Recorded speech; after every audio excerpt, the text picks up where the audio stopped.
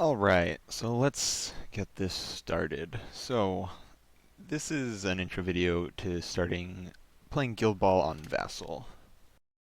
Now, Vassal is a software that you can just download for free off this website, vassalengine.org. You just want to click on this download button, and it brings you to this page where you just need to download it here, and it'll get you the file. You just want to install that real quickly.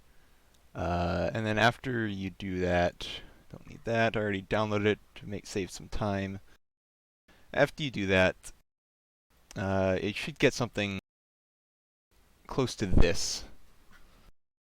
Now, after you have this window open, you won't actually have any of these open, these files. You'll have to download these. Now, the best way to get the files is we have one of our community members on the Discord server updates the Vassal module. Junior Bevan's here. He updates them. You just have to click this link, download it, and then it will bring up a file. You'll have to find that file and then open it, that file specifically, and then it should automatically throw it onto this Vassal thing. And so the current version is 8.4223. I assume that'll be updated soon-ish. Shepherd, this video is made before the Shepherds module came out, and hopefully an errata as well, but no word on that yet. I already opened it, but when you do this, it'll take you to a screen. You want to click online play. It should, on your first time, ask you for a name, then never again. Anyways, after that, you should come up onto this kind of looking screen once you open up the module. It usually kicks you into this main room here. And then you just need to start a new game. You have to come up here to this new game. Just type in anything. I'll just a bunch of letters and then hit enter, and it'll kick you into one of these rooms. I am already in intro here. This is me. And now you can begin starting a game. Now to do that, you got to go to File here, hit New Game. And after that, you'll see this. Now, if you're the person making it, then you just pick whichever side you want. Usually the person setting up the pitch is the home team. And the person that is their second is the away team. It's just up to you, really. Whatever you want to do, whatever you want to do. If you don't see either of those options, or if you don't see either of those options, that means someone else had joined and taken one of the slots, and they'll have to basically either remake the room or have them leave and then rejoin. After you do that, you'll be on the home team. As far as the game module tells you what team you're on, home or away. I think if you're observer, it doesn't have either. And real quick, if you need to reset a game, you have to actually close before you start a new game. So that's going to File, and you have to hit Close Game. No. And so it just makes you do this again. And that's the way to restart a map, basically. You can also save games and stuff, but that's usually not a big deal. So yeah, I normally play engineers, so I'm gonna use those models as reference. So you basically click roster, and that brings up this little screen here on the top left, where you have tokens on the top. We don't use plots anymore. And then you have models for home team, visiting team. The difference is home team has this little blue rim as well as the team color. Visiting team has a red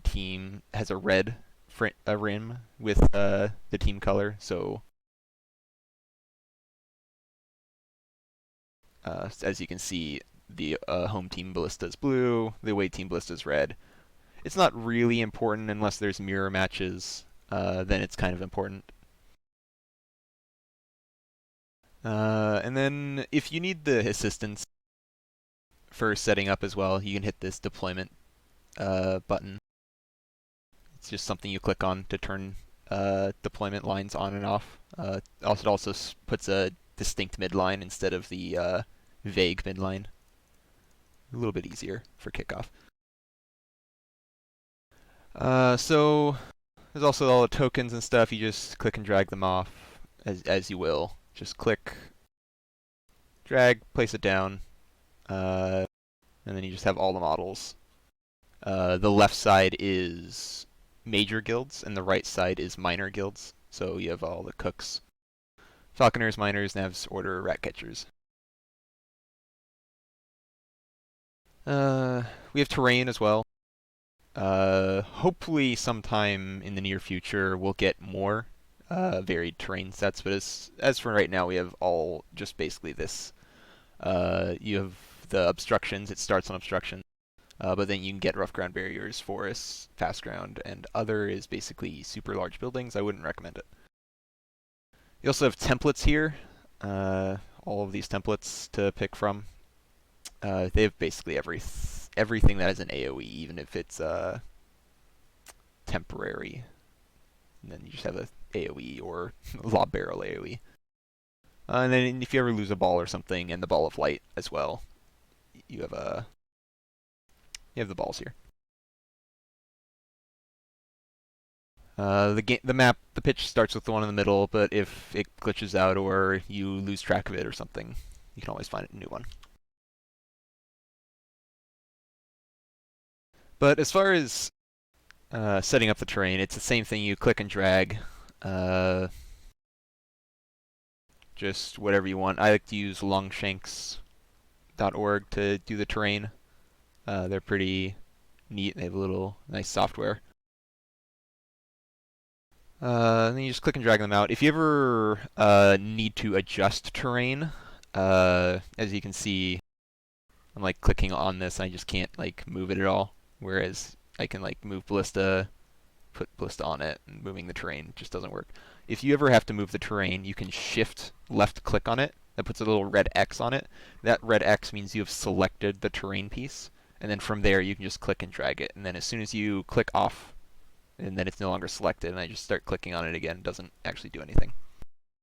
So like that, you can adjust terrain. And then there's one of the key features of the game is that you can rotate pieces. I'll go into more about how it affects models, but for terrain pieces like the ones that aren't circular, you can press the end key that gives you this little crosshair, and then you click and drag, and then as soon as you release, it'll stop, and then it's kind of sticks there, and then you just like move it around again.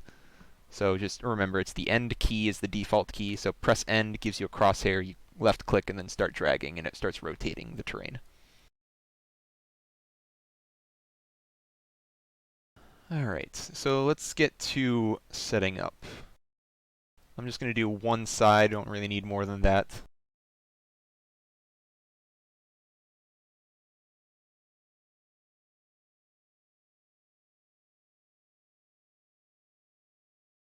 Alright, so I have the team, and then we just have the setup. You just set up as normal, you know.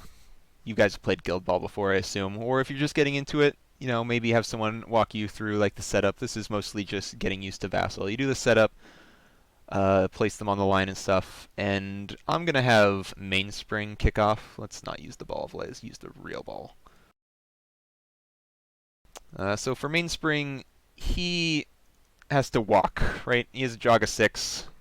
So, you know, I should probably go over all these buttons up here first. Yeah, let's do that first. Maps, we don't use maps. Swap team is only useful if you clicked, like if you wanted to be home team but you're away team, then you can click that to switch around. Roster brings up all the models.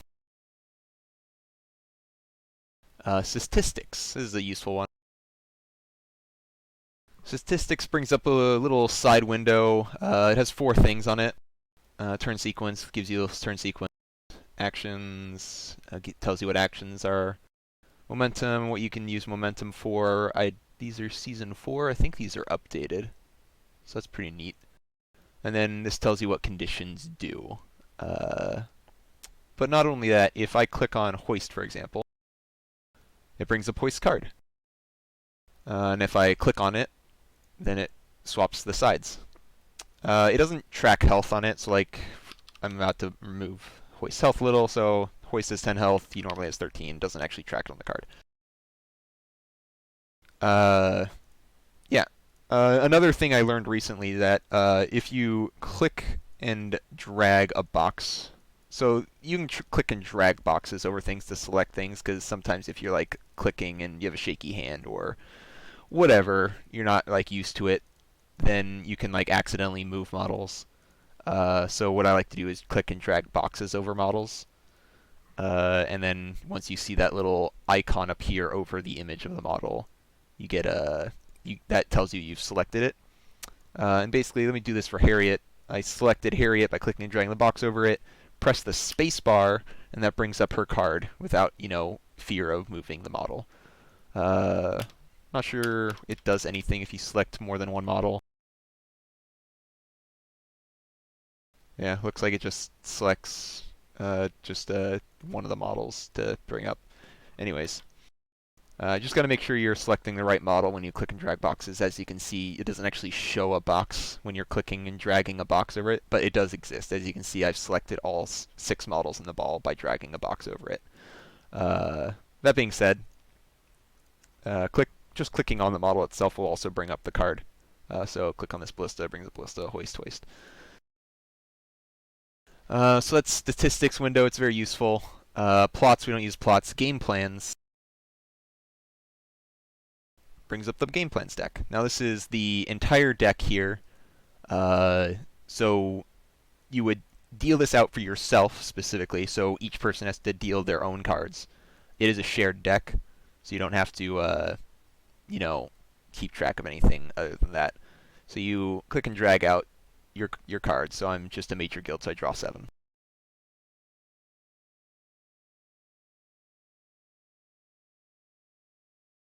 Alright, so I have my 7 cards. I want to pick 5 of them. Let's say I don't want these 2. So before I do anything to these cards specifically, if I don't want these 2 cards, I just put them back on the deck.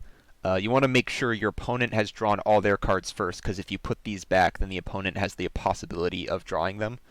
They are randomized when the deck is changed, as far as I recall. So if I just put this on there and then someone were to draw it, there's no guarantee they'll draw this specific card. It doesn't put it like back on top of the deck. I think that's true. I'm not 100% sure. I haven't actually tested that, but it seems true. Just remember to make sure both people have drawn all of their cards before you put cards back. But I just take this, drag it right back on top, and it goes back in the deck. So I chose these 5 cards. What I like to do, if you right-click on them, it claims them. So now this is my card. It helps so you don't like lose track or swap cards accidentally. And so everyone knows what's going on. So I just went ahead and claimed them, and then I just dragged them over to the side so I don't have them in the way of the pitch. I close the game plan deck. I have no longer need for it. And then if you were to want to show the cards to your opponent, like when the turn passes, right-click, flip it card. The opponent can now see the card. Now, as you can see, the difference is that there's no longer a hidden tag on it, and now I no longer need these cards. So they can go up there. So that's game plans, home plots, visitor plots. That's for league games. We don't do that. New turn. So new turn's interesting. So I'll go into new turn later when I talk about the models themselves. So for roll, roll is just, it rolls off, as we use this for tie breaks or seeing who's kicking, receiving. So as you can see, home team rolled a 5, visiting team rolled a 1, home team won initiative. So that's what that's for. All of these buttons over here, I'm not sure what some of these do, but these ones are measuring tapes. There's a measuring tape system on this thing. I don't like to use it because it gets in the way. Those turn the visibility of it on and off. This is zoom in, this is zoom out. Using zoom in specifically lags the game. I wouldn't recommend using it. Just don't do it if you want your game to run as smoothly as Vassal can hope to run it. As far as rolling dice goes, there's two ways to go about it. As you can see, there's 22 boxes over here labeled 1 through 22. If you just click on one, rolls a die. So if I roll 9, I rolled 9 dice. There's two ways to look at it. There's a little chat log at the top that tells you what's been rolled in the past. And then on the right, it tells you what the current roll is. So for this set of dice, I've rolled 9 of them are 2 or higher, 6 of them are 3 or higher, 4 of them are 4 or higher, 3 of them are 5 or higher, and 1 of them is a 6. As far as momentum goes, that's what these things are for. You just have to be careful. They do go higher than 10. They go up to 20, apparently. You just want to be careful because if you click on the center, it resets it to 0. So sometimes that will be happening. If you don't want to go through the process of clicking again, you accidentally click this. We'll go all the way back up to the top left here. This key that I kind of skipped over is the undo button. So now I have 17 left. You just want to be careful with that. I'll show an example. So I'm going to make a bunch of Harriets. I'll get more into that later. So you have a bunch of Harriets. If I spam click the undo button, then it works for me, but basically what I was trying to show is that sometimes spam clicking it doesn't work, especially if there's lag between you and the person you're connecting to. So I would recommend slowly clicking the undo button until you see the desired effect you want to see. As you can see, clicking on the card is also an undoable action. So pretty much everything you do, moving these cards, clicking on the statistics window, everything's undoable. So you want to be really careful with undoing what you want, and then also being careful, like, if you know something is being undoed, not touching anything until it's been undoed. And that's the same for, like, if your opponent did something wrong, the undo button affects your opponent's actions as well. So you want to make sure that you click it slowly so that your opponent isn't doing anything when you're hitting undo. The undo button will track things, and just gotta make sure that the thing is undoed first before you start messing with things. All right. As far as scoring your victory points, there's a little button here, a little circle here. It might be hard to see, but it's the VP circle. If you right-click on it, it gives you a bunch of options. Report score tells you how things were scored, like home team scored 0 goals. Goal scored, so I scored a goal. I get a little goal thing. Even tells you here. There's another way to score goals. You can actually click on these circles. That tells you you've scored goals. And then that's another way to do goals specifically. You can reset goals. You can player taken out. If you want to undo, you have to reset kills and extra points. Score extra points how you do 1 points without doing basket takeouts, which are also worth 1 point. As you can see, keeps track of it pretty cleanly. And then reset to get rid of everything. As far as game plan tokens go, they're all right here. So those are pretty neat. Now, as far as models go, let's go back to Mainspring real quick, who's our kickoff model. I want him to jog 6 inches. Now, the best way to do it in Vassal is if you right-click on a model, it gives you all their options. And then for him, we have auras. Now, each model has 1 through 20 inch circles. So he has a 6-inch jog. So I go to auras, I do a 6-inch jog. Now, as you can see, there's the 1-inch aura, 2-inch aura, 3-inch aura, and then they have the shortcuts on the right. This is true for all of these buttons. So for conditions, taken out, clear conditions, they all have their own hotkeys. And so this is like you need control and B for burning. B is burning, and L is for lacerate, which is bleeding.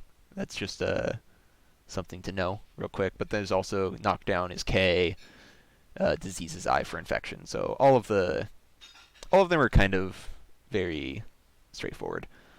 Influence is the plus and minus keys.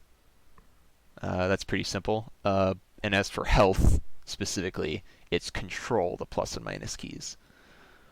These are fine controls for movement. If you have a shaky hand and you want like to get base to base and want it to be clear, we'll get to kick scatters and later. And then the core controls is stuff like cloning and deleting. And so for moving, we wanted 6 inches since he has a 6-inch jog. I'm going to use the hotkeys, which is Control 6. And then what I want to do is I want to clone the model. So clone the model is Control C.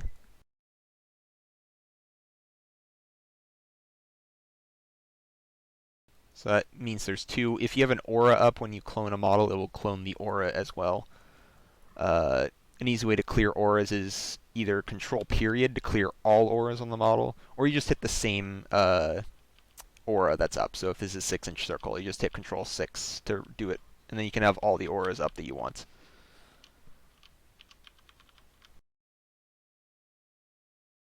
So Mainspring goes 6, and then you delete the model Control X to do that.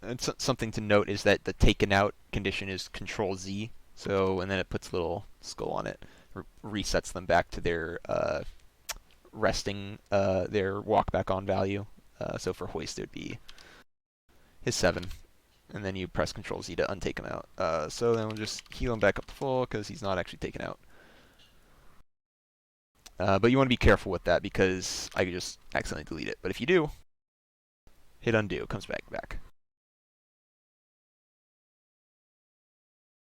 So Mainspring has a 4-inch kick, so he's just going to kick the ball. So for kick scatters, it's fairly well automated. So on the kick scatter thing, when you right-click on the ball, it's the scatter template is Control D, that's the circle scatter, and then the kick template is the one we want, is Control A. So now this is where I go back into the moving terrain. So you know how I've clicked the terrain and then hit end and rotated it? Well, that's how we rotate models in this game. So I select the ball, I hit the end key, gives us the plus sign, and then I rotate it until the ball path is coming from Mainspring. If you don't get it exact, whatever. Like, you're not going to get it exact on the table either. You don't have to get it exact here either.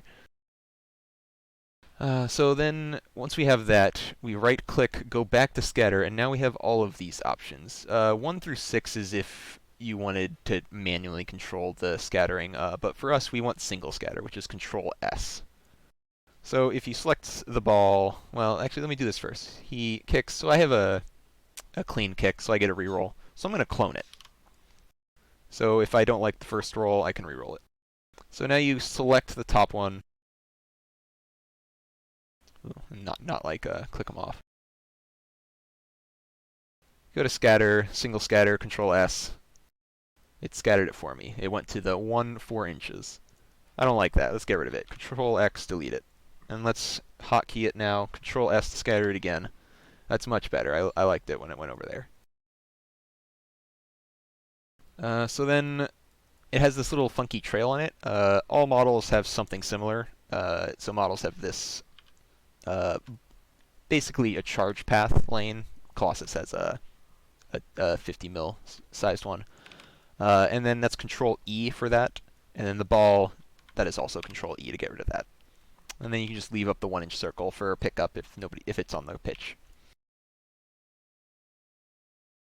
Now, as far as after the kickoff goes, kicker gets 1 momentum. I'm just going to give myself 1 momentum. And now we do influence. I'm just going to skip the opponent. Plus is over here. I don't need this anymore. And we'll just do influence. So for influence, it's the plus and minus keys. So let's just give Mainspring 3 influence. That's these markers. If you go over it, the max value, then it'll start showing red. So I could give Mainspring, a bunch of influence, but he's only allowed 3, so everything past 3 is going to be red. So Mainspring has 3. You just do that for all your models. There's another way to do it. If you go to roster, then there's the influence tokens tab. It's just a bunch of tokens with the guild symbol on them. So I could just pull out engineer tokens. Then pull out one, I can start cloning them. Control C, drag it off. Just start cloning a bunch of them. And so that's another way to do it if you don't like the influence being directly on the model and you want to be able to, because sometimes they do get in the way because they stick off the base a bit.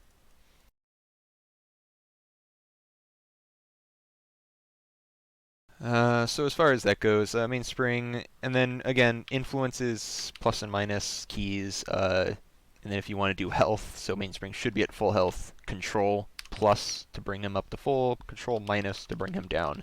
Models stop at their max and at 0, so you can't go below 0 and you can't go below their max health, so even though I'm still hitting the key, he's staying at 7.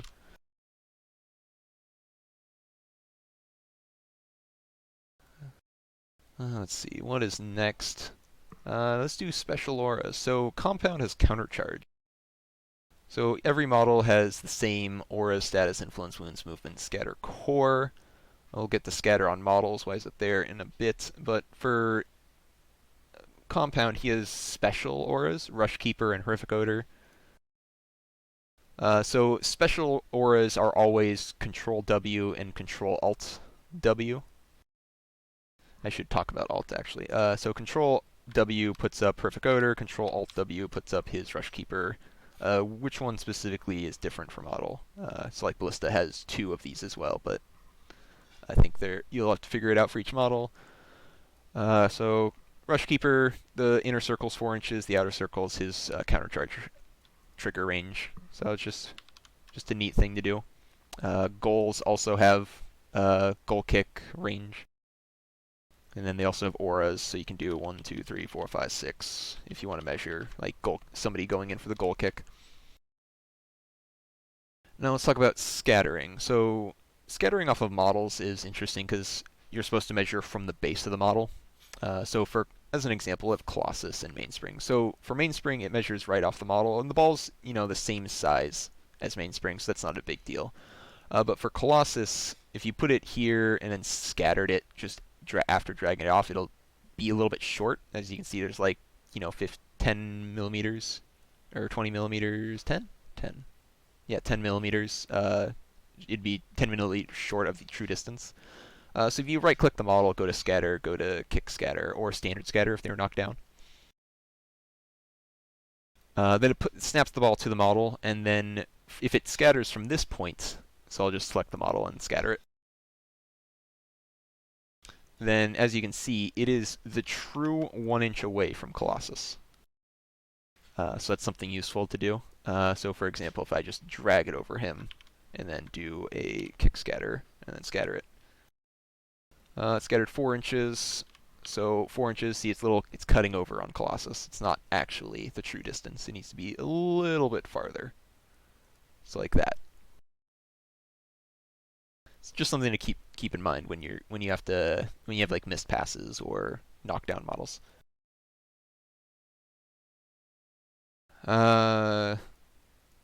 So the next thing is that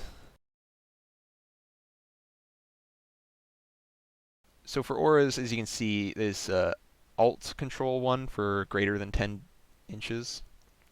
Oh, I also forgot dice. We'll go back to those real quick. So for greater than 10 inches, you have to hold Alt as well. So for Control 1 is 1 inch. Control Alt 1 is 11 inches. So just Control and Alt for greater than 10 inches. As far as, I recognize now that I talked about dice, but not how the other way to do dice. So the F1 through 10 keys. So if I'm just going to press F1 now, rolls 1 dice. I'm going to press F5, rolls 5. I'm going to press F10, rolls 10. I'm going to press F11 now. Doesn't actually do anything. To roll more than 10 dice using the F keys, hit Control. I rolled 11. So press Control F1 to roll 11. Control F5 should roll 15? Yeah, 15. Pretty sure, yeah, it doesn't matter which control, the left or the right control, they both work. So I'm just like hitting Control F9, Control F10 over and over.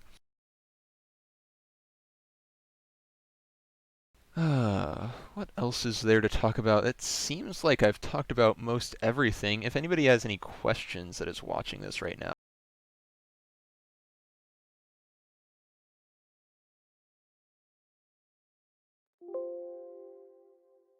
Oh, let's see. There's movement, there's scatter, core, show travel path, right? For charge lane, Control E to bring up the charge lane, end rotate for models, same as with terrain and with the ball. Just hit the end key, brings up the crosshair, click, drag, rotate. So I'll have Colossus here. He wants to charge hoist, so he has to go around the terrain. So hoist has a 2-inch. Well, Colossus has a 2-inch melee, so he wants to end within 2 inches of hoist. So it looks like that's a little close, probably not good.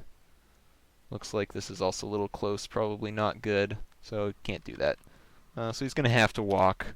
So we'll walk. So you hit 6, clone him, move him there. Hit the 6 to get rid of that. Press X to get rid of it. Buys an attack, -1 influence with the minus key. And all terrain that has cover, except for forests, since you have to stand in it, have this little 1-inch aura. So right now, Colossus is in cover and Hoist is not. The difference being goals don't have the 1-inch circle, so you'll just have to keep in mind that goals have a 1-inch circle around them for cover. Oh yeah, there's also, if the ball goes out of bounds, this can be annoying if you need to check interception for anything, but if the ball ever goes out of bounds, so like here it's still in, here it's still in, as soon as I drag it a little bit more, it's out, it gets put back in the center. So as soon as the ball gets put out of bounds, it goes in the center. This is kind of helpful, so you don't have to like put it back there yourself, but you'll have to kind of guesstimate for interceptions if there's a failed pass that went out to the edge and went off the pitch.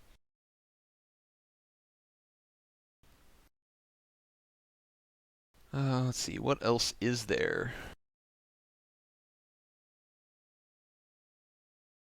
Let's talk about tokens.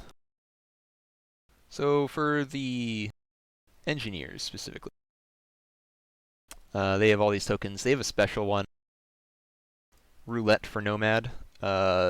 Roulette can be one of 3 buffs at the start of Nomad's activation. If you want to, it starts at +0/+2 kick. If you want to change it, right-click it, brings up this select benefit, brings up this little screen. Just click this, bring up the one you want. Let's do +1/+1 move.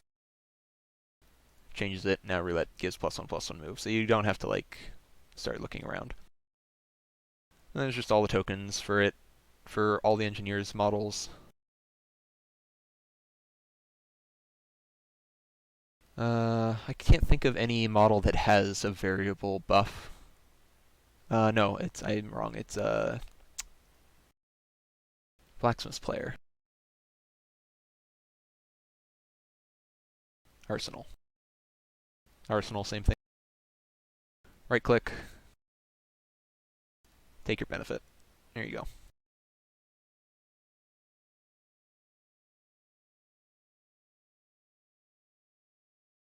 Yeah, I can't think of anything else really. If model gets taken out, Control Z, move it off the pitch, then walk them back on. So Mainspring comes back on next turn. Here, walks on 6. As you can see, I'm fairly used to the controls. Nobody would really expect a newbie to be fast, so don't worry about it. Just let someone know, and then just learn at your own pace. And yeah, thanks for watching. Thanks for getting into Vassal Guild Ball. A bunch of us that play Vassal would enjoy to see you guys around.